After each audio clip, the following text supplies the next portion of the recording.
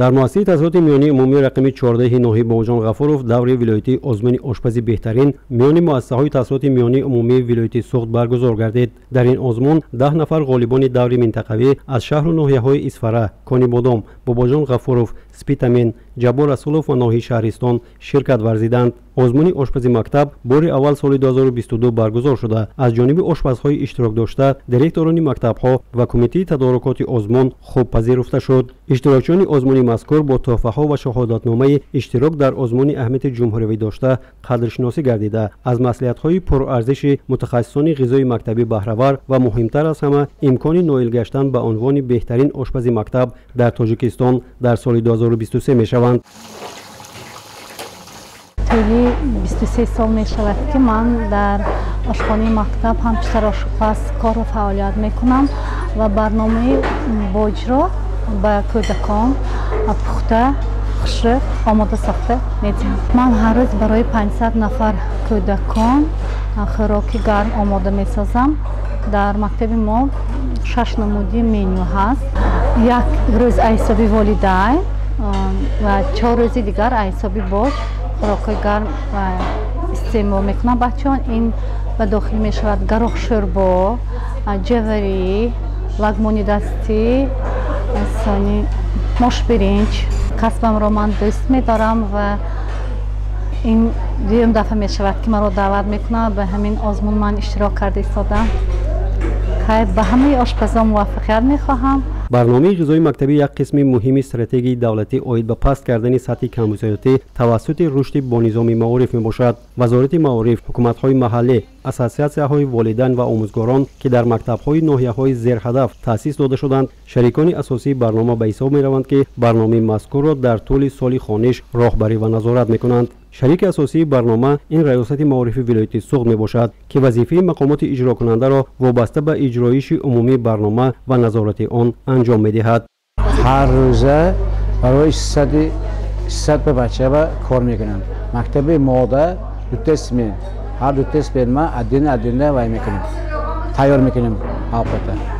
5 روز با اگر آپاتا تیار کنیم، همون با هر روز با یک روز با وای مرجمک، شوربای مرجمک، یک روز به شوربای و نخود، یک روز به اوگرا، یک روز به مستوه، با یک روز به گریشک پخته میکنیم.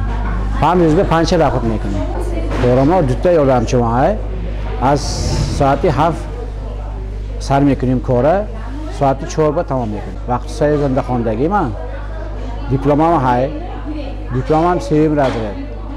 همین پاوری بر. برنامه غذایی مکتبی در تاجیکستان سال 1999 شروع گردیده سراول 5000 نفر خوانندگان صنف‌های 1 و 4 مکتب‌های زیر هدف ولایت سوخت را در بر گرفت. از سال 2013 باشد برنامه پررا با دستگیری مالیوی فدراسیون روسیه عملی می شود. در دور جمهوری آزمون از ولایت سوخت 1 نفر اشتراک کرده و غالب دور نهایی با تحفه پولی قدرشناسی شده. به مکتب غالب آمده مجموعه تجهیزات لوازمات آشخانه تقدیم کرده می شود. 22 سال باز کاربری میکنم در همین ساحه. همین تشکیلات بوج سر شد که ما هم همینجا 20 سال ما یکونیم مراتب در اینجا آمده در آزمون اشتراک کردیم و همین تشکیلاتچی اون بوج رحمتنامه میگوییم که همه قدر ما تا همینجا آوردن. خب تا از دست آمدن برای خدمت فرزندان خود. من در دهه چشمه رقم 6 مکتب نام رقم 6 400 نفر طلبه خوراک تناول میکنم. اول آشخانه داشتم و دیگه تمام و زمانی و کوینه بود. حاضر رو خب من بایم من نمیکنم سال نکم من نمیکنم حاضر نه ندارم. مکتب اهالی خلق در مبین همه ساختم تحصیلات گرفته دادم نه از همین خورده مثال شوق ذوق بود همین چیزا. پدرم رحمتی آشپز بودم. همین مرکه خلق 150 که 100 که برنج دم میگرن ما اون وقت کودک بودیم. نه خا هوای گذشت می‌مویم خا هواسمند می‌کردیم.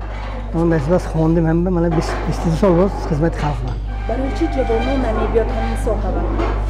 ایران من جوانی چه وینه نگم من خیلی آزمونی و یک کنکورس بسیار تر که هواسمند کردن درگاه. آره هواسمند شد همه میخواند میتون میبینم. برگزاری چنین آزمون‌ها برای بلند برداشتن مهارت پزندگی و هنر آشپزی اشتراکچیان اهمیت اولین درجه داشته. برای پوره فرا گرفتن مؤسسه‌های تعلیمی با آشپزهای تخصصی تنها تا درجه میتواند مساعدت نماید. شماری عمومی آشپزهای مکتبی را 70% زنها و 30% مردها تشکیل کرده، 40% آشپزهای مردمی و تنها 5% کسبی میباشند و باقی مانده خودآموزند. چون تامین سالمی کودکان مسئولیت بیشتر را تقاضا دارد، وزارت و ریاست داخلدار را میباید در این سمت کاربری و نظارت را پرزور نمایند.